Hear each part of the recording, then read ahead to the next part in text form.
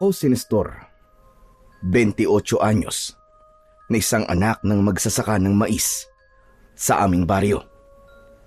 Gaya ng tatay kong si Nilo, ay sa maisan din ako nagtatrabaho. Sarili namin ang lupa at may pagmamalaki ko sa lahat na kami ng tatay ko ang nagtanim ng lahat ng mais na nakatanim doon. Dalawa na lang kami ng tatay ko na magkasama sa aming bahay. Ang nanay ko kasi ay namatay nung 8 taong gulang pa lamang ako. Ang sabi sa akin ni tatay, inatake ng mabangis na hayop ang nanay ko, pero hindi naman niya sinabi kung anong klaseng hayop yaon.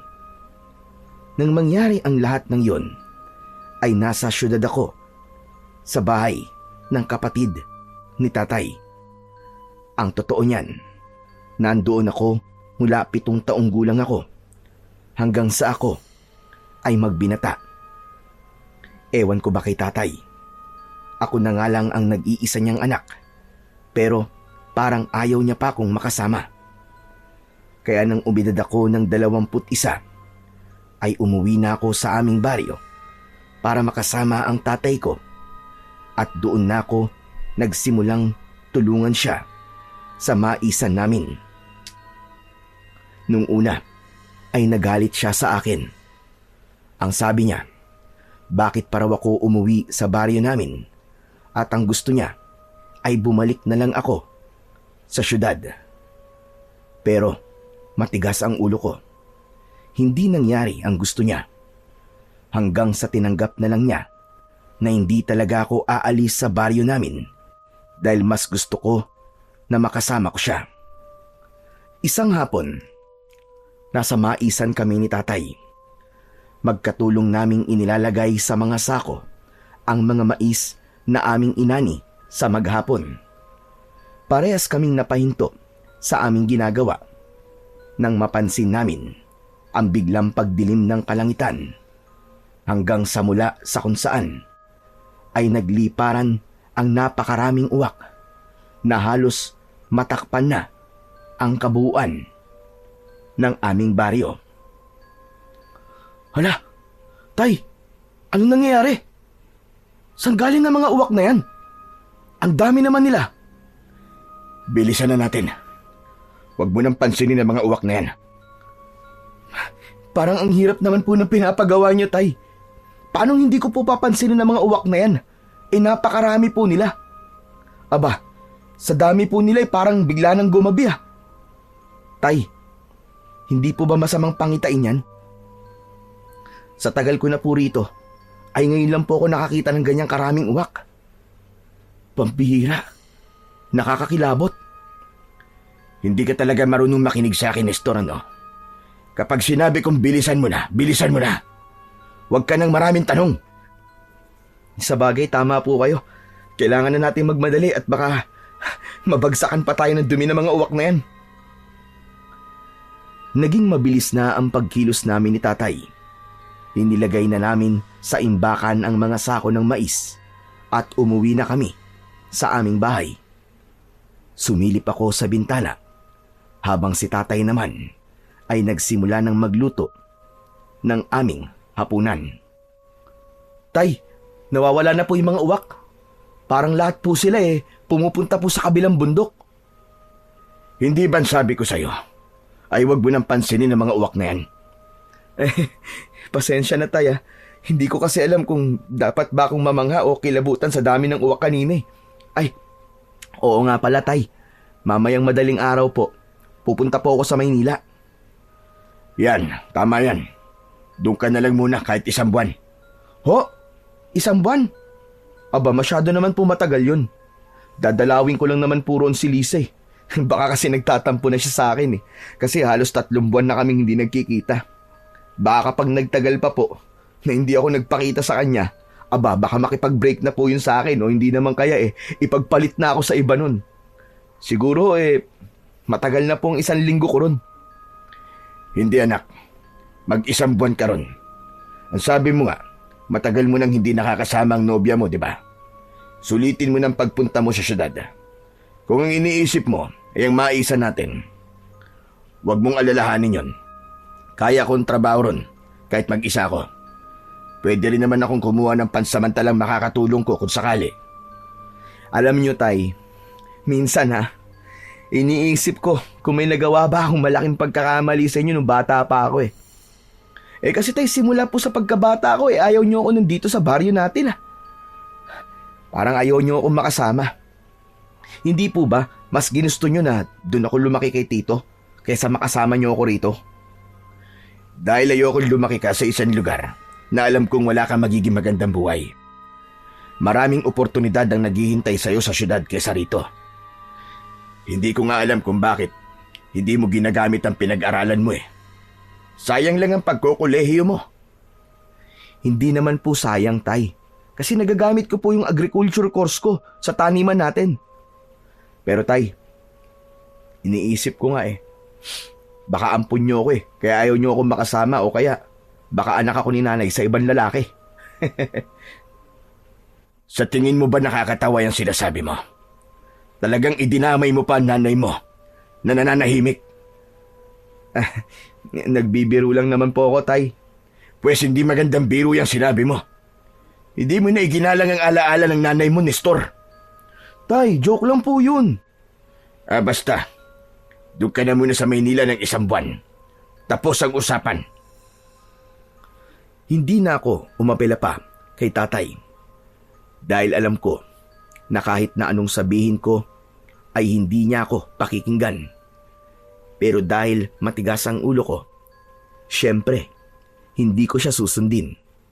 Gagawin ko pa rin ang gusto ko at babalik din kagad ako kapag nagkita na kami ng nobya kong si Lisa. Bago ako matulog ng gabing yon, ay nag-empake na ako. Hindi ko dinamihan ang mga dala kong damit dahil hindi naman ako matagal na mawawala. Maaga akong natulog at pagsapit ng 3:00 ng madaling araw ay nag-asikaso na ako. Nang oras na yon ay tulog pa si Tatay. Mabilis akong naligo at nagbihis. Bago ko umalis ay pinuntahan ko si Tatay sa kwarto niya. Ginising ko siya para magpaalam. Tay, aalis na po ako . O sige, mag-iingat ka. Yun na pag-usapan natin . 1 buwan ka munang mananatili sa syudad. Opo. Mag-iingat po kayo dito, Tay .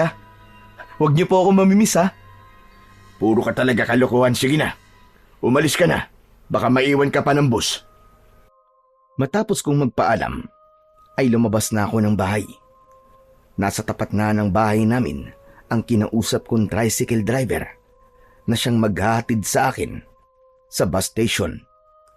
Sumakay na ako sa tricycle at makalipas ang halos 1 oras ay nasa bus station na ako. Pagsakay ko ng bus ay napangiti ako dahil sa wakas ay magkikita na ulit kami ni Lisa matapos ang ilang buwan.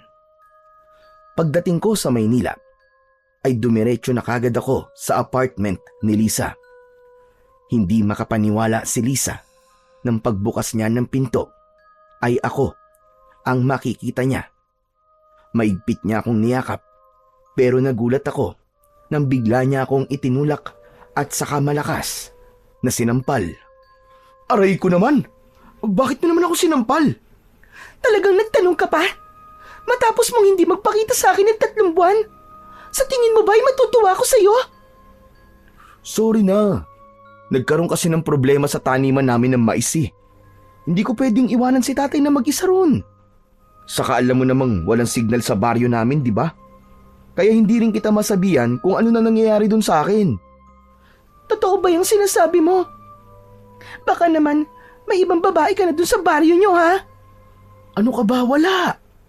Hindi ko naman sasayangin ng 5 taon na relasyon natin, no? Wala akong ibang ginawa ron kundi ang magtrabaho sa aming maisan. Saka pwede ba? Papasukin mo muna ako. Ay, oo nga pala. Sige, pasok ka. Pagpasok ko sa apartment ni Lisa, ay magkatabi kaming umupo sa sofa. Doon ay nag-usap kami tungkol sa mga nangyari sa amin sa loob ng 3 buwan na hindi kami nagkita. Alam mo, hindi ko na gusto tong setup natin, Nestor. Ilang araw ka lang dito sa Maynila tapos babalik ka na kagad sa inyo. Tapos, ang tagal-tagal mo pa bago ka bumalik dito. Pasensya ka na talaga. Hindi ko kasi pwedeng iwanan si tatay na mag-isa eh. Medyo tumatanda na kasi siya. At gusto ko sana kasama niya ako palagi. Saka alam mo naman ang kwento namin, di ba? Sa pool pagkabata hanggang sa magbinata ako, ay hindi ko siya nakasama. Kaya bumabawi lang ako sa kanya. Naiintindihan naman kita, Nestor Pero paano naman ang time natin dalawa? Ganito na lang ba tayo habang buhay? Palaging magkalayo tapos magkakasama lang ng ilang araw? Ganun ba ang gusto mo? Siyempre hindi. Sa ngayon, ganito tayo. Pero darating din ang panahon na magkakasama na tayo at titira na tayo sa iisang bubong.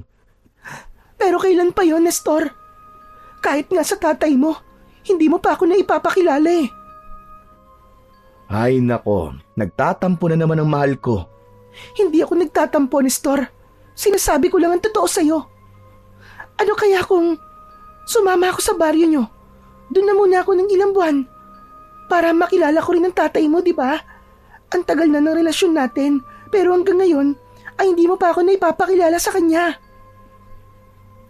Sigurado ka ba na gusto mong sumama sa akin pabalik sa amin? Oo naman. Bakit ayaw mo ba? Hindi naman sa ganun. Pero paano ang trabaho mo? Hindi ka pwedeng umabsent ng matagal, di ba? Isa pa yan. Dahil wala tayong communication, ay hindi ko masabi sa iyo mga nangyayari sa buhay ko. 1 month nang nakakaraan simula na mag-resign ako sa trabaho. Tapos yung savings ko, ginamit ko sa pag-invest ko sa coffee shop business ni Mariel. Ganun ba? Sorry kung hindi ko yan alam. Pero sigurado ka ba na tamang desisyon yung ginawa mo? Oo naman. Malakas ang coffee shop ng best friend ko na yun, ano? Kaya pwede akong sumama sa'yo sa baryo nyo. Yun ay kung okay lang sa'yo. Ha? Okay, sige, walang problema. Pagbalik ko sa amin, ay isasama na kita para makilala ka na ni tatay. Napakasaya ko sa sinabing yun ni Lisa. Ang totoo kasi ay matagal ko nang gustong makilala ni tatay si Lisa. Sigurado kasi ako na makakasundo ng tatay ko ang girlfriend ko, lalo na't walang arte sa katawan si Liza. 2 araw lang akong nanatili sa Maynila at pagkatapos ay bumiyahe na akong pabalik sa aming baryo. Siyempre, kasama ko na si Lisa na sobrang excited na makilala si tatay. Wala akong kabang nararamdaman ng time na yon, lalo na't alam ko na magugustuhan ni Lisa ang baryo namin. Matapos ang napakahabang biyahe, ay nakarating na kami sa aming destinasyon. Gabi na at napakalakas ng ulan. Mabuti na lang ay may dala akong payong, kaya kahit paano ay may proteksyon kami laban sa ulan. Ang malas naman ang punta ko rito sa inyo. Grabe ang lakas ng ulan at hangin. Mukhang may bagyo pa yata. Hindi naman, nagkataon lang yan. Pero nakapagtataka na may bagyo. Summer ngayon. Nestor, malayo pa ba tayo sa bahay nyo? Malapit na tayo.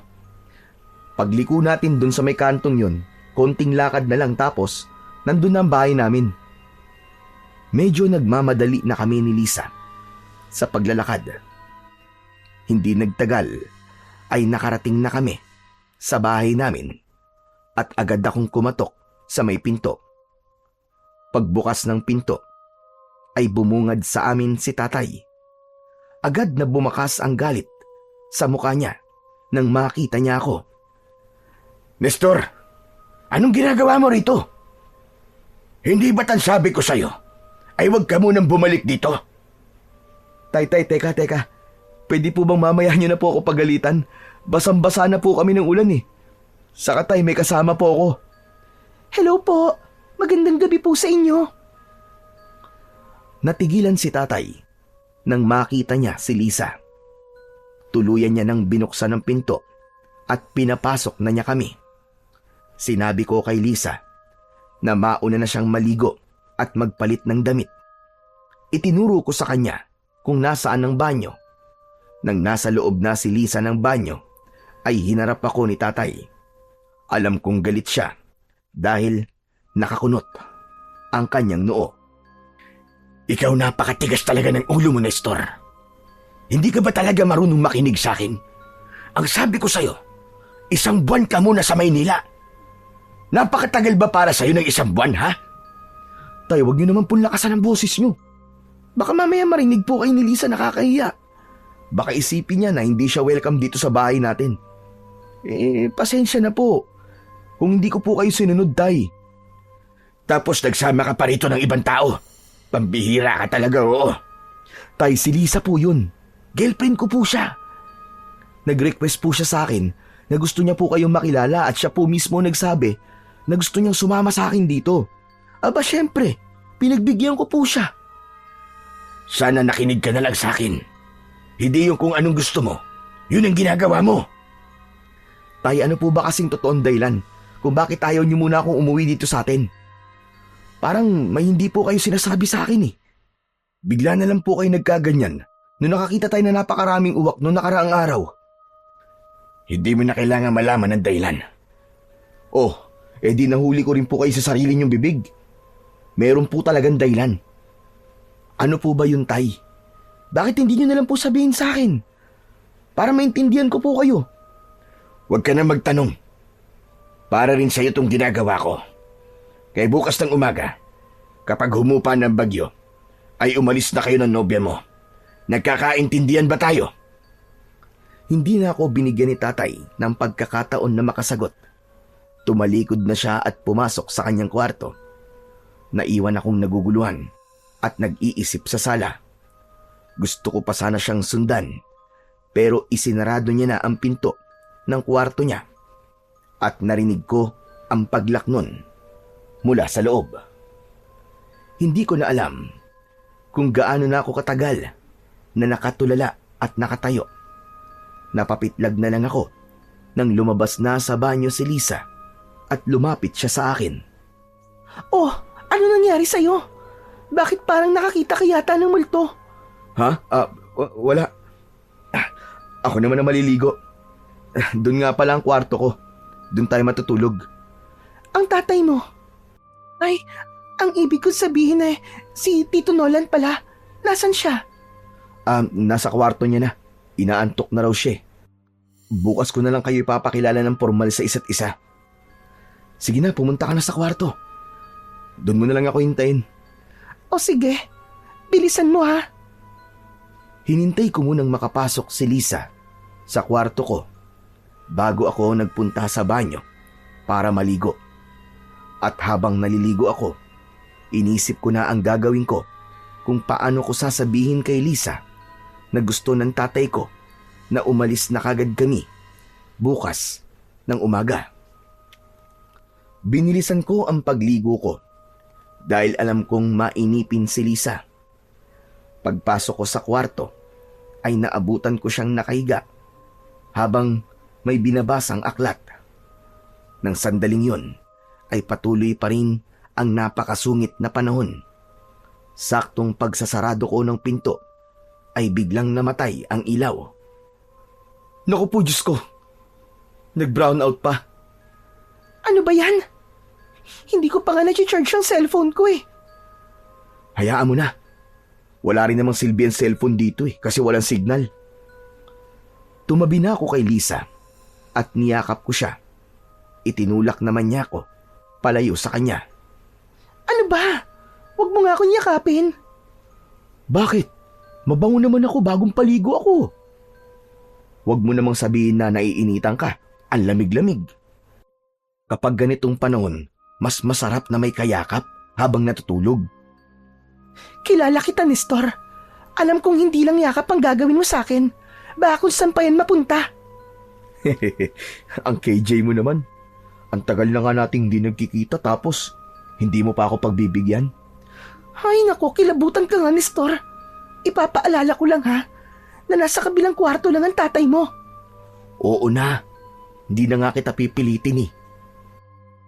Nestor, maiba ako. Parang narinig ko kayo nag-uusap ni Tito Nilo kanina habang naliligo ko. Parang galit si Tito. Anong pinag-usapan niyo? Ikaw ha? May pagkatsismosa ka rin pala ha? Seryoso ko, ano ba? Sagutin mo na lang ang tanong ko. Ito naman di na mabiro. Pero mabuti at naitanong mo na rin yan. Ang sabi kasi ni tatay ay umalis sa tayo bukas ng umaga. Pasensya ka na, pero ang gusto kasi ni tatay ay 1 buwan daw ako sa Maynila eh. Ayokong pagbigyan siya kasi ayokong mag-isa siya rito ng matagal. Ano? Kung aalis tayo bukas, paano? Ang lakas-lakas pa ng bagyo. Kapag lang naman humina na ang bagyo. Pero huwag kang mag-alala. Kakausapin ko si tatay bukas para makumbinsi ko siya na huwag muna tayong umalis. Ibig bang sabihin, ayaw niyang nandito ako, ganun ba? Hindi ba niya ako gusto para sa'yo? Kahit hindi pa niya ako nakikilala? Hindi, ikaw naman. Bago kasi ako umalis dito para puntahan ka, ay sinabi na ni tatay sa akin na 1 buwan muna ako sa Maynila. Hindi ko siya sinunod, kaya nagalit siya. Kasalanan mo naman pala eh. Dapat, nagstay ka muna sa apartment ko ng 1 buwan, tapos saka tayo pumunta rito sa inyo. Hindi ba ayoko ngang matagal na mag-isa si tatay dito sa bahay? Sa kapaniguradong mahihirapan niyo sa taniman namin ng mais kapag wala siyang katulong. Ewan ko ba? Pakiramdam ko may malalim na dahilan kung bakit ayaw akong pauwiin ni tatay dito eh. Ano naman ang dahilan na yun? Hindi ko pa alam, pero sisiguraduhin ko na malalaman ko rin yun. O paano? Matulog na tayo. Alam kong gaya ko ay pagod ka rin sa haba ng biyahe natin. O sige, bukas na lang ulit tayo mag-usap. Tumalikod na si Lisa sa akin, habang ako naman ay nakatingin sa kisame. Hindi ko magawang makatulog ng gabing yon dahil iniisip ko pa rin kung ano ba talaga ang dahilan kung bakit ayaw ni tatay na bumalik ako agad sa aming baryo. Umasa na lang ako na malalaman ko rin ang kasagutan sa tanong ko na yon sa lalong madaling panahon. Kinabukasan ay nagising ako sa amoy ng sinangag na niluluto sa kusina. Nang sandaling yon ay wala na ang bagyo. Pagharap ko sa kaliwa ko ay wala na sa tabi ko si Lisa. Bumangon na ako at lumabas ng kwarto. Napangiti ako nang makita ko sina Lisa at tatay na magkatulong na nagluluto sa kusina. Nang dahil sa pagiging abala nila ay hindi nila ako napansin. Tito Nilo, pakitingin naman po kung tama po ang pagkakahiwa ko rito sa mga kamatis. Patingin nga. Aba, masyado makapal ang pagkakahiwa mo, iha. Di ba sabi ko ay manipis lang? Kasi ihahalo ko yan sa itlog. Sorry po. Natatakot po kasi ako baka mahiwa ako. Itinuro ko na sa'yo yung teknik sa paghihiwa, di ba? Nakalimutan mo na kagad. Hindi naman po. Natatakot lang po talaga akong humawak ng kutsilyo eh. Alam mo, Lisa, matagal na kayo ng anak ko. Malay mo, may plano na pala siyang pakasalan ka. Kapag kinasal na kayo, alam mo naman siguro ang kasunod nun. Bubuo na kayo ng sarili niyong pamilya. Hindi pwedeng wala kang alam sa kusina kahit paano. Iba pa rin kasi kapag ang nanay ang nagluluto para sa kanyang asawa at mga anak. Nako, parang wala naman pong balak si Nestor na pakasalan ako eh. Aba, iha, hindi natin masasabi yan. Napangiti ako sa naging usapan ni Lisa at ni tatay. Hindi ko kasi inasahan, nagigising ako ng ganun ang bumungad sa akin. Lalo na't kagabi ay nagalit ang tatay ko sa pagdating namin ni Lisa. Pero hindi lang yun ang dahilan kung bakit ako napangiti. Isa rin sa dahilan ay ang pag-uusap nila tungkol sa kasal. Lingid kasi sa kaalaman ni Lisa ay matagal na akong bumili ng engagement ring dahil may balak na akong mag-propose sa kanya.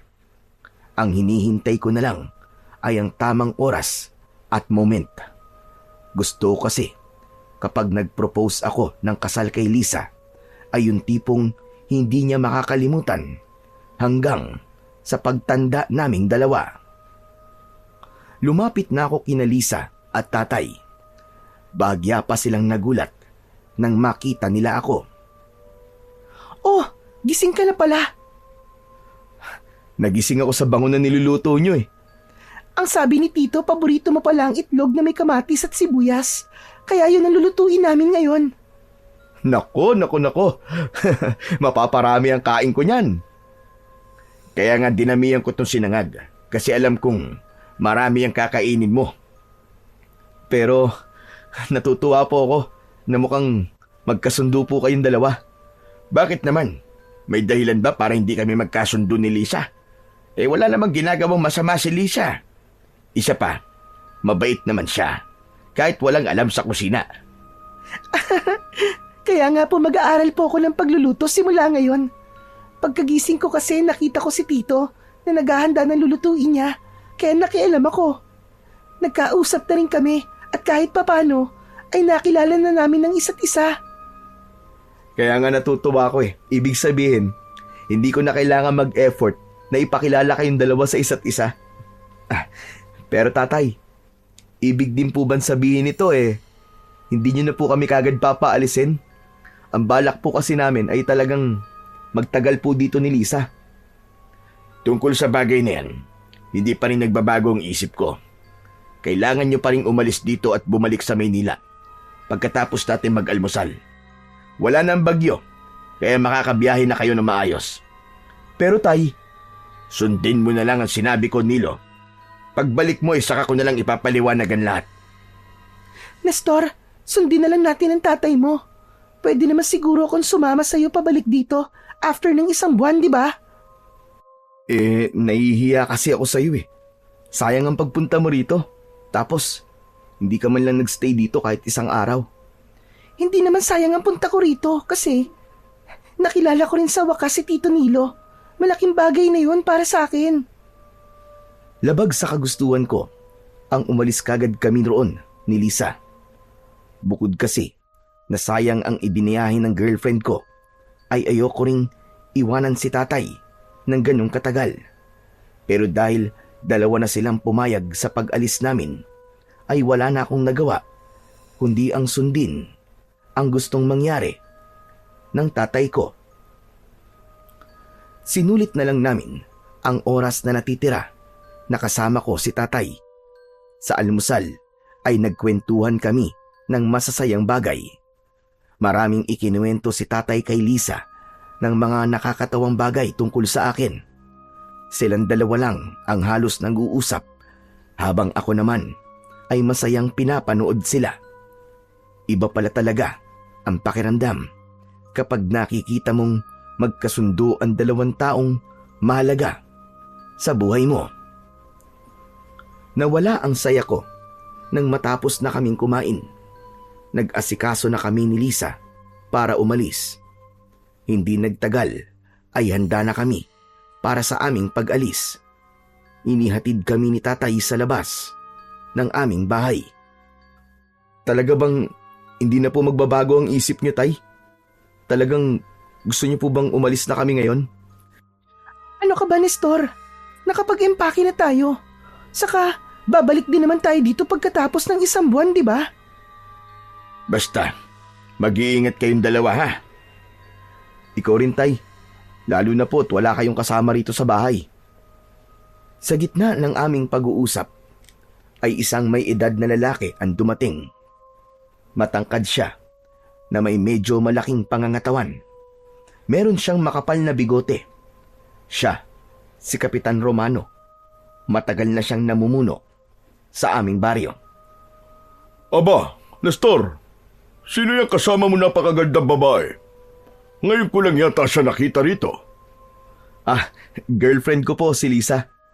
Lisa, siya naman si Kapitan Romano. Siya ang kapitan dito sa baryo namin. Napakabait niyan, saka sobrang maaasahan. Nakakahiya naman. Talaga ng bola ka pa. Magandang umaga po sa inyo, Kapitan. Magandang umaga rin naman sa'yo. Oh, paano? Paalis na ba kayong 2? Opo. Mukhang hindi kayo makakaalis ngayon. Nasira yung tulay palabas ng baryo natin. Matatagalan pa bago yun maayos. Isa pa, napakataas ng tubig ngayon sa ilog at napakalakas ng agos. Hindi nyo magagawang tawirin yun. Hindi pwede. Kailangan na nilang umalis ngayon. Ang totoo niyan ay marami rin sana ang aalis ngayon. Pero hindi na nila magawa dahil wala na sila madadaanan palabas ng baryo. Alam kong lahat ay natatakot na dahil nangyari na ang pangalawang senyales. Isang senyales na lang at... Kapitan, huwag natin pag-usapan ng bagay na yan dito. Napansin ko ang makahulugang tinginan ni Tatay at Kapitan Romano. Mas lalo kong naramdaman na meron talaga akong hindi alam sa baryo namin. Ano pong senyalis ang sinasabi niyo, Kapitan? Nestor, tignan niyo nga muna ni Lisa ang daan. Kung kaya niyo makadaan, sige na. Sige po. Lisa, tara na. Iwan muna natin ang mga bag natin dito, Tay.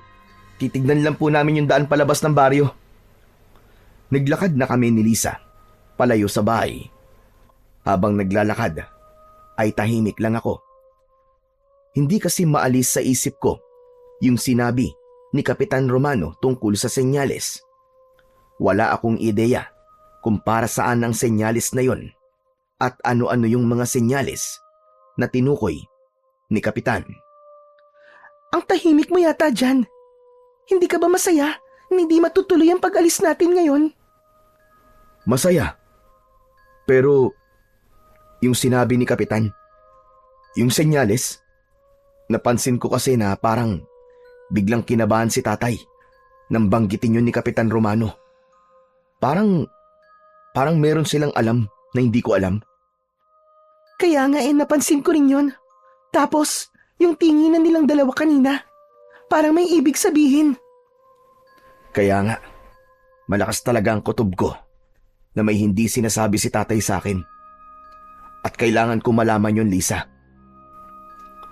Matapos ang ilang minutong paglalakad, ay huminto na kami ni Lisa. Dahil nasa harapan na kami ng nasirang tulay. Napakalakas talaga ng agos ng ilog at doon namin nalaman na nagsasabi ng totoo si Kapitan Romano. Hindi na kami nagtagal doon at bumalik na kami sa bahay. Naabutan namin na magkausap pa rin sina Tatay at si Kapitan. Totoo po ang sinabi ni Kapitan, Tay. Nasira nga po yung tulay at sa lakas po ng agos ng tubig sa ilog, imposible po talaga na makatawid kami ron, Tay. Kung ganon, ay wala na tayong magagawa. Kundi manatili kayo rito. Makakasali pala kayo sa pista natin dito bukas ng gabi. Po? Hindi po ba katatapos lang nating mag-celebrate ng piyesta nung nakaraang buwan? Panibagong pista to, Nestor.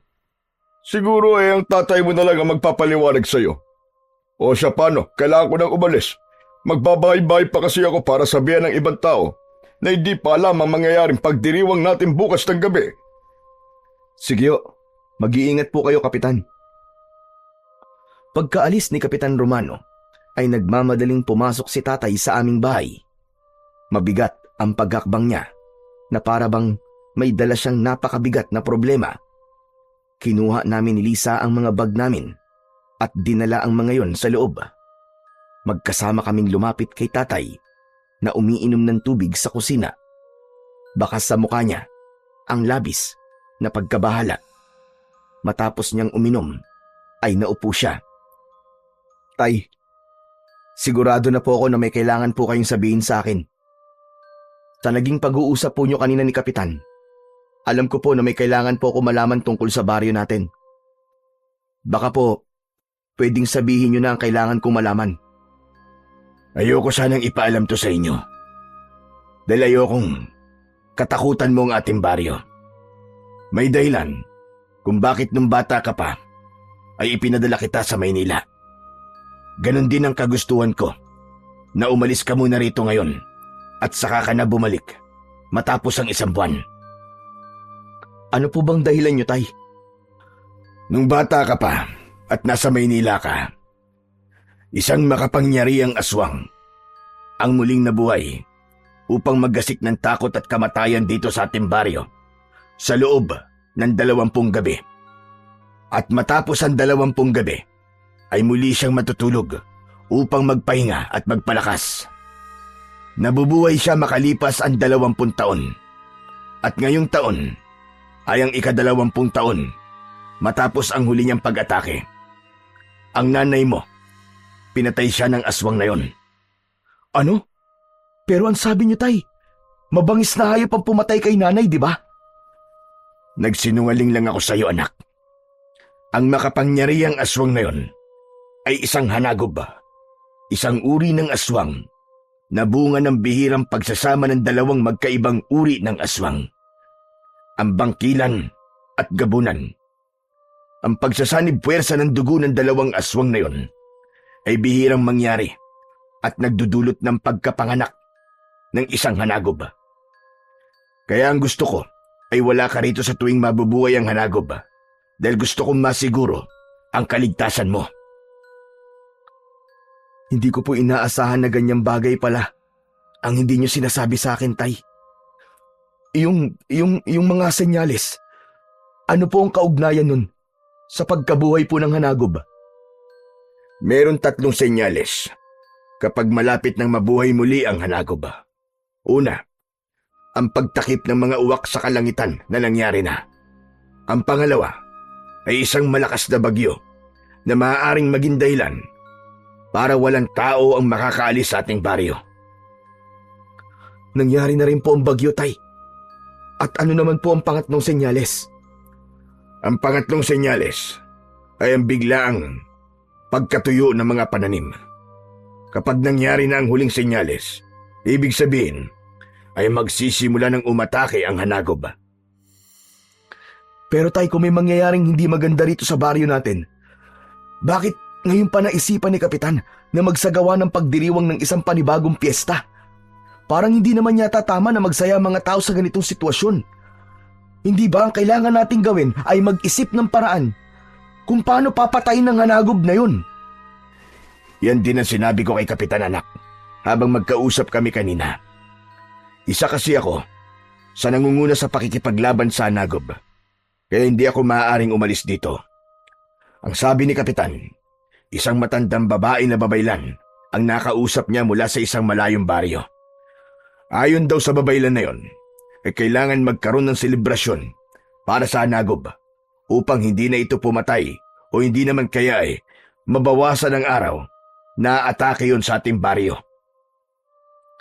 Sigurado ba siya, Tay, na epektibo ang paraang yun? Nararamdaman ko na malaki ang paniniwala niya sa paraang yon, pero duda ako sa mga sinabi niya. Nabubuhay ang hanagob para pumatay at kumain ng tao dahil yun ang paraan niya para lumakas siya. Kaya sa tingin ko, walang pagdiriwang ang makakapigil sa kanya. Nahulog ako sa malalim na pag-iisip matapos ang lahat ng nalaman ko tungkol sa aming baryo. Hindi ko akalain na may ganun palang kakilakilabot na kwento ang lugar namin. Nang sandaling yon ay naunawaan ko na kung bakit gusto kong paalisin ni Tatay. Hindi yun dahil sa ayaw niya kong makasama, kundi upang iligtas ako sa posibleng hindi magandang mangyari sa akin. Pero napagtanto ko rin na mas kailangan akong manatili sa baryo namin upang tulungan si Tatay sa kakaharapin itong laban sa mga susunod na gabi. Dahil sa sira na ang daan palabas ng aming baryo, ay hindi na kami nakaalis ni Lisa sa lugar na yon. Pagsapit ng hapon, ay hindi ko nakita si Lisa sa loob ng bahay. Lumabas ako at nakita ko siya na mag-isang nakatayo sa labas. Nakatanaw siya sa kawalan at mukhang malalim ang iniisip. Lumapit ako sa kanya at nagulat siya nang bigla akong sumulpot sa likod niya. Nakakagulat ka naman. Akala ko kung sino na. Ang lalim kasi ng iniisip mo eh. Kaya hindi mo na namalayan ang paglapit ko. Iniisip mo ba yung mga sinabi ni Tatay kanina tungkol sa hanagob? Totoo ba talaga yung mga sinabi ni Tito Nilo? May aswang ba talagang mabubuhay dito at papatay ng mga tao sa loob ng 20 days? Kilala ko ang tatay ko, Lisa. Hindi yun sinungaling na tao. Kaya kung ano man ang sinabi niya sa atin kanina ay naniniwala ako. Isa pa, mas mabuti nang maniwala tayo kaysa hindi. Paano? Kung totoo pala yung hanagob, di ba? Mas maganda na maniwala tayo para mapaghandaan natin kung ano ang mga posibleng mangyari. Nestor, natatakot ako. Paano kung mabuhay na ang hanagob na yon? Paano kung isa tayo sa maging biktima niya? Ayoko pang mamatay, Nestor. Marami pa akong pangarap sa buhay. Huwag kang mag-alala, Lisa. Nandito ako. Sa tingin mo ba, hahayaan ko may mangyaring masama sa'yo? Siyempre gagawin ko ang lahat para protektahan ka. Kahit pa ibuwis ko ang buhay ko. Huwag naman sanang umabot pa sa ganun. Ayoko namang mamatay ka pa. Nang dahil lang sa akin. Ganun kita kamahal, Lisa. Gagawin ko ang lahat para sa'yo. Ang corny mo. Kasing corny mo ang mga mais nyo. Sa gitna ng pag-uusap namin ni Lisa, ay nakita namin si Kapitan Romano. May kasama siyang matandang babae na kilalang mahusay na manggagamot sa aming baryo. Siya, si Aling Emma. Huminto silang dalawa sa harapan namin ni Lisa. O ano, Nestor? Nasabi na ba sa'yo ni Nilo ang mga dapat mong malaman? Opo. Sinabi niya na po sa akin kanina. Nakakagulat po na may ganung nangyayari dito sa baryo natin. Pero bakit po ba nagkaroon ng ganong klaseng aswang dito sa atin, Kapitan? Matagal lang nabubuhay para pumatay ang hanagob na yon, Nestor.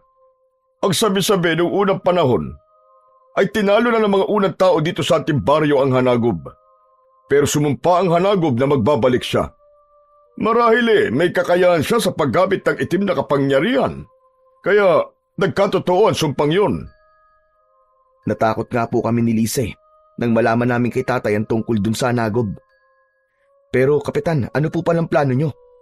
Meron po ba tayong grupo ng mga kalalakihan na makikipaglaban po sa hanagob? Meron naman. At isa ang tatay mo sa kasapi sa grupong yun. Pero sigurado ko na nabanggit na ni Nilo sa'yo ang tungkol sa paraan na dapat natin gawin upang huminto sa pagpatay ang hanagob o kahit man lang mabawasan ang bilang ng gabi na sasalakay siya. Yung po bang gaganaping pagdiriwang ng pista bukas ng gabi? Tama ka. Yun nga ang paraan na aking tinutukoy.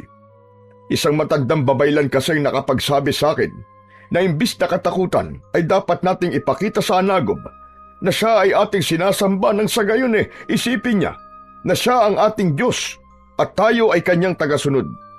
Kung ganun ang mangyayari, hindi na tayo papatayin ng hanagob at baka sa ibang baryo na siya umatake.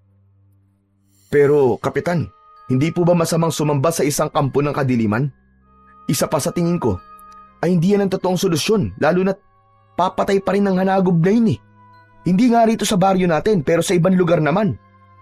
Pero hindi na siya papatay ng tao dito sa baryo natin. Yun naman ang importante, ang maging ligtas tayong lahat sa lugar na ito. Yung sa ibang lugar, abay bahala sila doon. Kapitan, baka naman pwede niyo munang pag-isipan ng paraan na yan. Hindi kasi maganda ang pakiramdam ko pagdating sa bagay na yan. Bago mo pa sabihin yan, ay ginawa ko na yan, Nestor. Makailang beses ko nang pinag-isipan ng bagay na yon.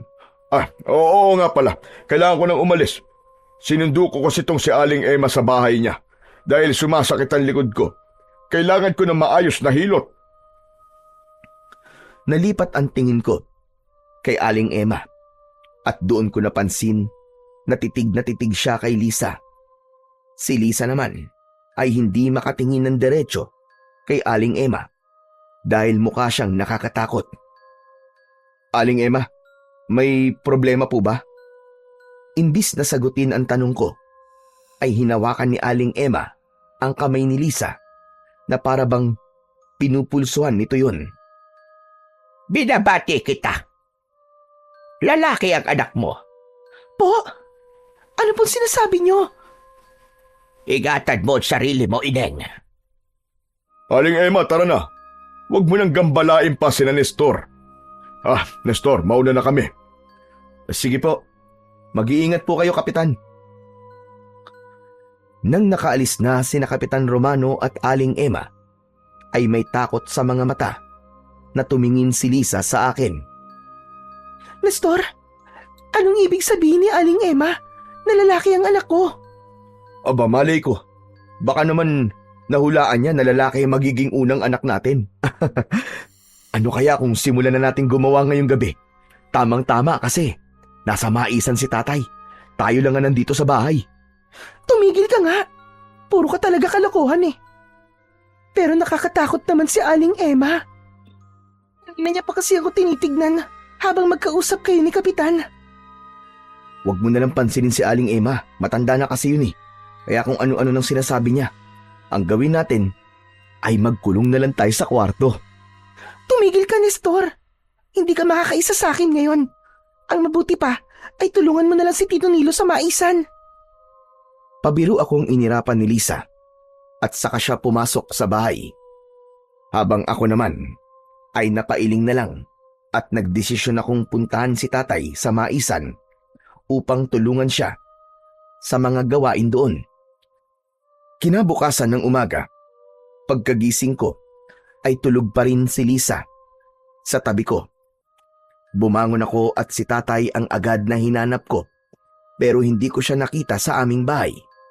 Nakabukas ang pinto ng kwarto niya kaya nalaman kong wala siya roon. Lumabas ako mula sa pinto sa likod ng bahay at nagimbal ako sa aking nakita. Tuyong-tuyo ang taniman namin ng mais na para bang isang buwan na nagkaroon ng matinding tagtuyot. Nasa bukana ng taniman ng mais si tatay. Nakatayo siya roon at hindi gumagalaw. Nagmamadali akong lumapit sa kanya. Tay, ano po nangyari sa maisan natin? Bakit namatay lahat ng tanim natin? Hindi ba kahapon maayos pa ang mga yan? Nangyari ng pangatlong senyales, anak. Natuyo na ang mga pananim sa baryo natin. Mabubuhay na ang hanagob. Kailangan na nating maganda. Hindi tayo pwedeng magsayang ng oras dahil maaaring mamayang gabi ay umpisahan niya na ang kanyang pagsalakay. Kung ganun tayo, anong gagawin natin? Samahan mo kung pumutol ng mga kawayan. Gagawin nating sibat ang mga kawayan upang meron tayong sandata. Pagkatapos, ay hahasain natin na mabuti ang ating mga itak.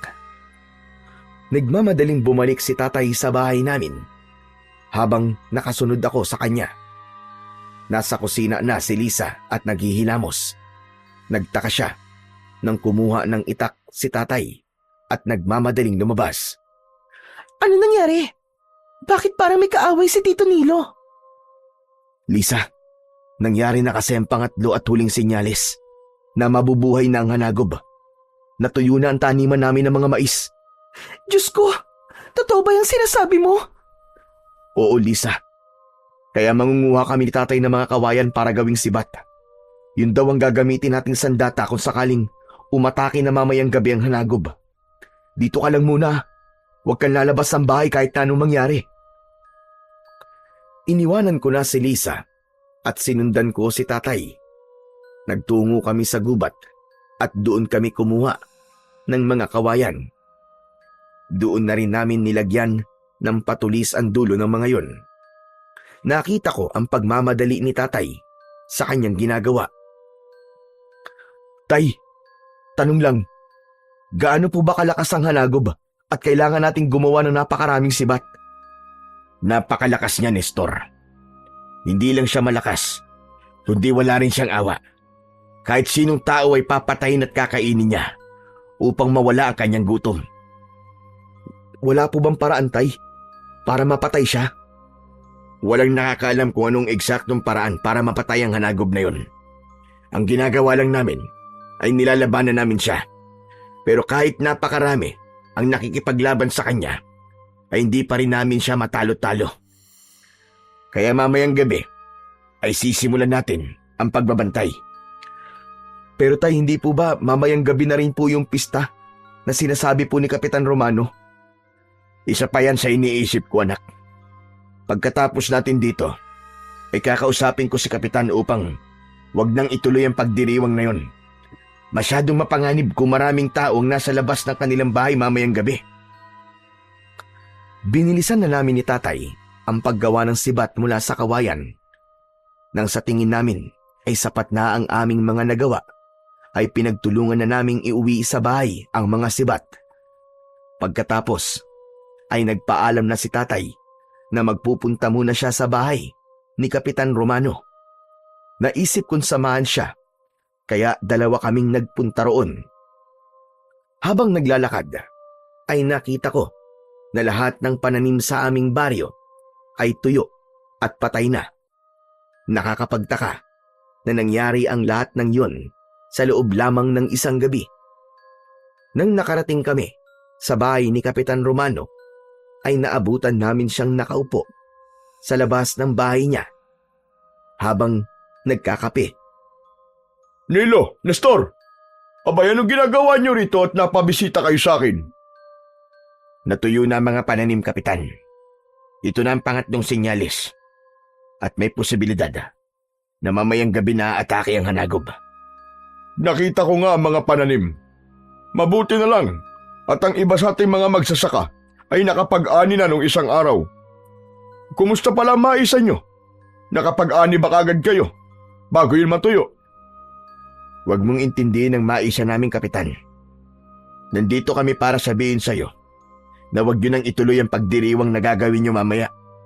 Delikado yung, Kapitan. Mas makakabuti na manatili na lang tayong lahat sa ating mga bahay. Naiintindihan ko ang pag-aalala mo, Nilo. Pero nakapaghanda na kami para sa pista mamayang gabi. Marami pa rin ang gustong ituloy ang pagdiriwang na yun. Dahil kagaya ko ay naniniwala sila na yun ang tanging paraan para matigil na ang pagpatay ng hanagob. Pero Kapitan, wala pong kasiguraduhan kung gagana po ang plano niyong yan. Tama po si tatay. Maaaring marami po mamamatay kung maraming tao ang nasa labas ng kanilang bahay. Ang kailangan po nating gawin ay magdasal po sa ating Diyos. Diyos? Ilang taon na ba kaming nagdadasal sa Diyos? Pero wala siyang ginagawa para matapos na ang impyerno sa baryo natin. Kaya tayo na lang ang dapat na gumawa ng paraan para sa ating kaligtasan. Sandali, huwag niyong sabihin na hindi kayo sasali sa kapistahan mamayang gabi. Nestor, isama mo si Lisa. Kailangan nandun siya mamayang gabi. Pasensya na po, pero hindi po kami sasama sa inyo. Nakakalungkot naman. Hindi pala namin kayo kaisa. Kung ganun ay makakaalis na kayo. Dahil kahit na ano sabihin nyo, ay itutuloy pa rin namin ang kapistahan mamayang gabi. Huwag kayong mag-alala.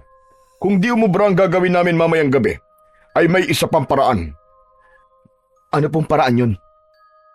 Sa ngayon, ay ako lang muna ang dapat makaalam nun. Pero darating din ang takdang panahon na malalaman nyo rin. Makahulugang ngumiti si Kapitan Romano na nagbigay ng kilabot sa akin. Bigo kami ni tatay na kumbinsihin si Kapitan na wag nang ituloy ang pagdiriwang na gagawin ng mga ito mamayang gabi. At dahil alam namin ni tatay na hindi namin mapipilit si Kapitan sa gusto namin, ay umuwi na kami sa bahay namin. Pag uwi namin ni tatay, ay nagluluto na ng almusal si Lisa. Naupo kami ni tatay sa kusina at parehas na malungkot ang aming mga muka. Kumusta ang pakikipag-usap niyo kay Kapitan? Cancelled na ba yung sinasabi niyang pagdiriwang mamayang gabi? Hindi. Itutuloy pa rin nilang pagdiriwang para sa hanagob mamayang gabi. Naniniwala talaga si Kapitan na yun ang paraan para hindi na umatake ang hanagob dito sa baryo namin. Wala na tayong magagawa tungkol sa bagay na yan. Kung marami naniniwala kay Kapitan, ay walang mangyayari kung sasabihin natin sa kanila na manatili na lang sila sa bahay nila. Ang magagawa na lang natin ay sigurduhing ligtas tayo mamaya sa unang gabi ng pag-atake ng hanagob. Napuno ng takot at pangamba ang bawat oras na lumilipas. Kung pwede ko lang napigilan ang pagsapit ng dilim, ay ginawa ko na. Hindi ako mapakali dahil yun ang unang gabi na maaari kong makita ang hanagob. Pagsapit ng gabi ay mas lalong tumindi ang takot ko. Palagi akong nasa tabi ni Lisa dahil alam ko na sa aming tatlo ay siya ang pinaka natatakot. Habang nasa loob kami ng bahay ay nakarinig kami ng mga taong sumisigaw at tila umaalulong sa labas. Ang akala namin ay umaatake na ang hanagob, kaya binuksan namin ang bintana upang sumilip. Nagimbal kami nang makita namin ang mga taong nagpuprosesyon. Ginawa nilang maskara ang ulo ng mga hayop, gaya ng baboy, kalabaw at baka. Nakasabit sa kanilang mga katawan ang bituka ng mga hayop na yon. Umakto sila na parabang mababangis na hayop. May dala silang mga sulo na may apoy. Nasa unahan nila si Kapitan Romano na may hawak pang pugot na ulo ng kalabaw. Anong ginagawa nila? Mukhang ganyang pagdiriwang pala ang gagawin nila. Ano? Pagdiriwang ba yan? Bakit para silang isang grupo ng kulto na sumasamba sa demonyo? Bakit kailangan nilang pumatay ng mga hayop? Siguro, ay dahil ganyan ang sinabi ng matandang babaylan kay Kapitan Romano. Pambihira. Nakakakilabot ang ginagawa nilang yan. Hindi nagtagal ay napahinto ang lahat nang may narinig kaming napakalakas na sigaw na parabang nanggagaling sa kailaliman ng lupa.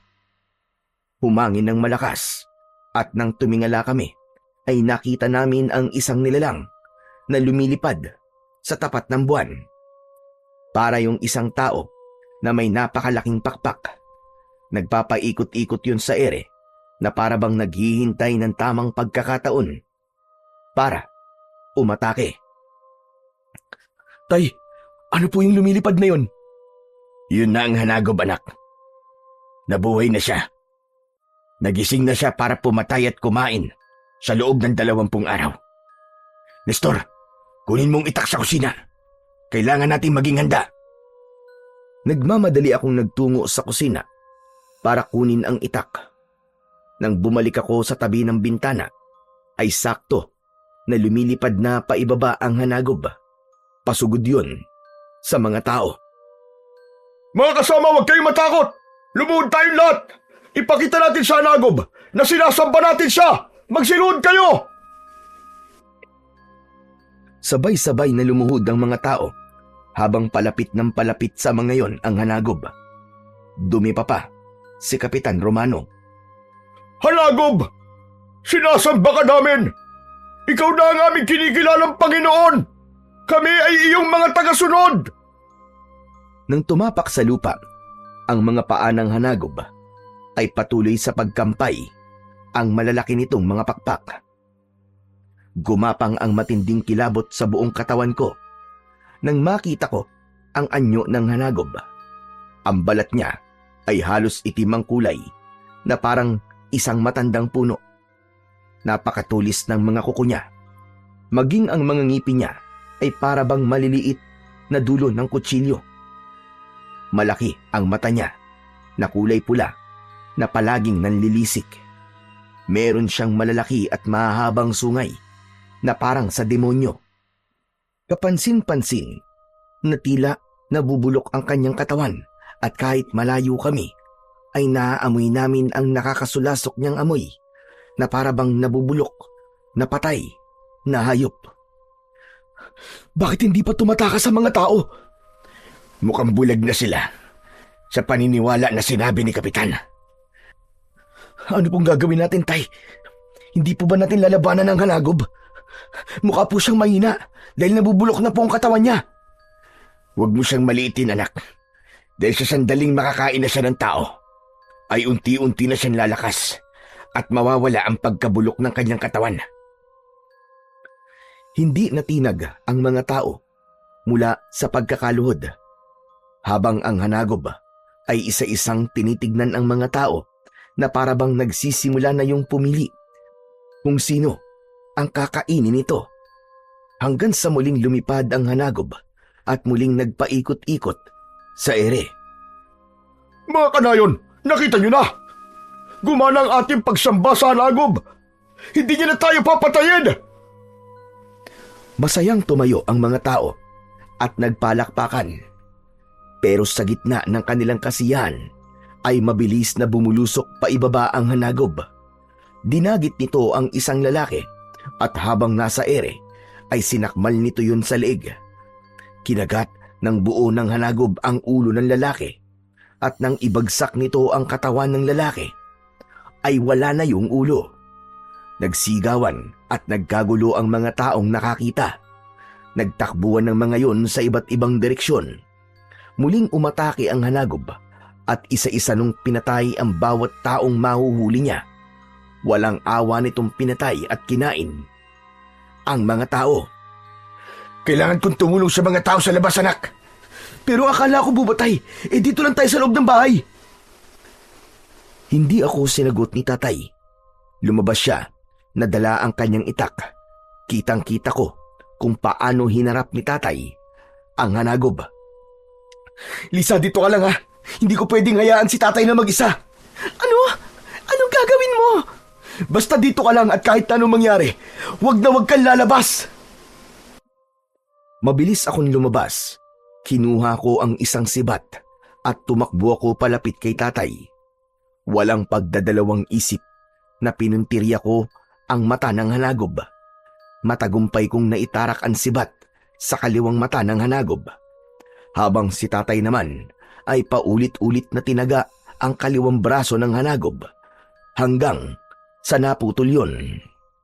Umalingaw-ngaw ang nakakakilabot na sigaw ng hanagob. Bigla yung lumipad paitaas at mabilis na lumayo hanggang sa tuluyan na yung nawala sa aming paningin. Naiwan sa paligid namin ang mga pinatay ng hanagob. Wala na siya, tay.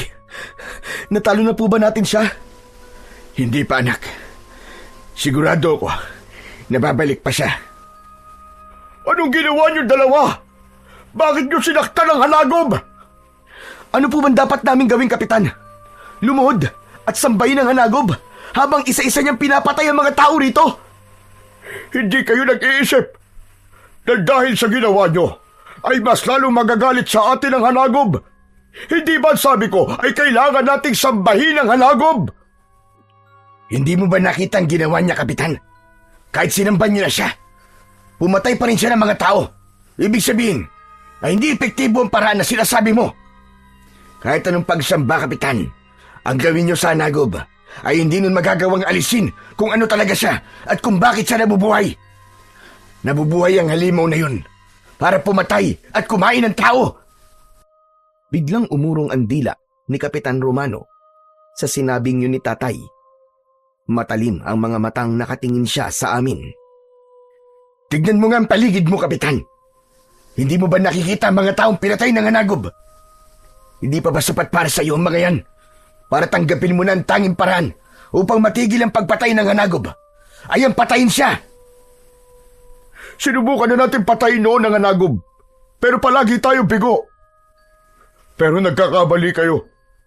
Kung hindi gumana ang pagsamba sa kanya, ay meron pang isang paraan. At ano ang paraan na yan? Kailangan natin mag-alay sa hanagob. At sabi sa akin ng matandang babaylan, kung hindi gumana ang pagsamba sa hanagob, ay dapat na mag-alay tayo sa kanya. Ayoko sanang gawin ang pag-aalay, kaya sinubukan ko muna na sambahin siya. Pero dahil hindi umubra ang pagsamba sa hanagob, ay kailangan ko na subukan ang pag-aalay. Ano namang kailangan yung ialay sa hanagob? Isang sanggol. Sanggol na nasa sinapapunan pa ng kanyang ina. Nababaliw ka na, Romano. Isipin mo nga mabuti ang mga gusto mong gawin. Sa gagawin mong yan, hindi lang ang sanggol ang papatayin mo, kundi maging ang babaeng nagdadala sa sanggol na yun. Wala akong pakialam. Bilang kapitan ng baryong ito, ang kaligtasan ng mas nakararami ang prioridad ko. Ano naman, kung pumatay ako ng isa o dalawang buhay, kung ang kapalit naman nun ay ang buhay ng mas marami. Parehas kaming nagimbal ni tatay sa mga salitang lumabas sa bibig ni Kapitan Romano. Nakakatakot siyang tignan dahil nanlalaki ng sobra ang mga mata niya na para bang wala na siya sa kanyang katinuan. Tumalikod na si Kapitan at naglakad palayo. Pumasok na kami ni Tatay sa bahay at doon ay sinalubong kami ng nag-aalalang si Lisa. Diyos ko, mabuti naman at ligtas kayong dalawa. Akala ko kung ano na ang mangyayari sa inyo. Mabuti na lang at nasaktan namin yung Hanagob. Kaya umalis na siya. Pero hindi pa tayo ligtas, Nestor. Unang gabi pa lamang ito. At sa mga susunod na gabi, ay muli siyang babalik. Isa pang ikinakabahala ko ay si Kapitan Romano. Pakiramdam ko, ay wala na siya sa kanyang katinuan. Dahil sa kagustuhan niyang iligtas ang ating baryo mula sa Hanagob. Magandang intensyon niya. Pero ang paraan niya para maresolba ang problema natin ay hindi tama. Bakit po? Ano po bang sinabi ni Kapitan Romano? May isa pa raw paraan upang tumigil na sa pagpatay ang Hanagob. At yun ay ang pag-aalay sa aswang na yun ng isang sanggol na nasa sinapupunan pa ng isang ina. Diyos ko, nakakakilabot naman po yan.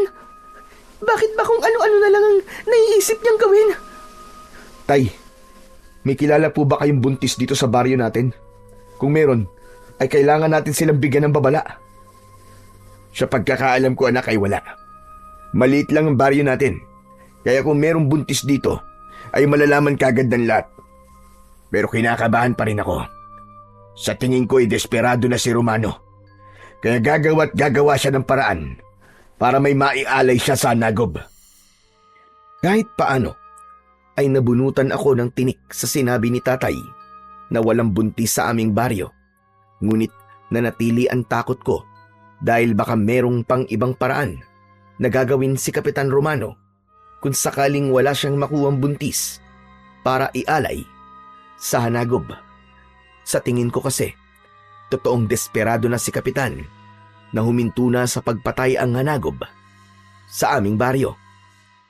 2 gabi ang mabilis na lumipas at sa loob ng mga gabing yon ay 2 tao ang natagpo ang walang buhay sa aming baryo. Parehas na sugatan ang 2 at kapansin-pansin na nawawalan sila ng isang parte ng kanilang katawan. Ang isa ay wala ang kaliwang mata, habang ang isa naman ay wala ang kaliwang braso. Isang gabi, habang naghahapunan, ay napag-usapan namin ang tungkol sa pangyayaring yon. Tay, sa tingin nyo, bakit po kaya may kinuwang parte ng katawan yung Hanagob dun sa mga biktima niya? Hindi mo ba napansin? Nung kinalaban natin ang Hanagob, ay tinusok mo ang kaliwang mata niya. Habang ako naman, pinutol ko ang kaliwa niyang braso. May kakayahan ng Hanagob na ibalik ang nasira o nawalang parte ng katawan niya sa pamamagitan ng pagkain ng parte ng katawan ng isang tao na wala sa kanya. Kung ganun, Tay, mahirap pala po talaga siyang patayin. Kahit pala tanggalan natin siya ng kung anong parte sa katawan niya, ay magagawa pa rin niya yung maibalik. Totoo yung sinabi mo, anak. Pero bukod sa Hanagob, ay meron pa akong isang pinoproblema. Ano po yun, Tay? Nang dahil sa pagkatuyo ng ating maisan, ay wala na tayong pinagkukunan ng pera. Maging ang mga naimbak nating mga mais ay malapit na rin mabulok dahil hindi natin yung madadala sa bayan para ibenta. Hanggang ngayon kasi, ay hindi pa rin tayo makakalabas sa baryong ito.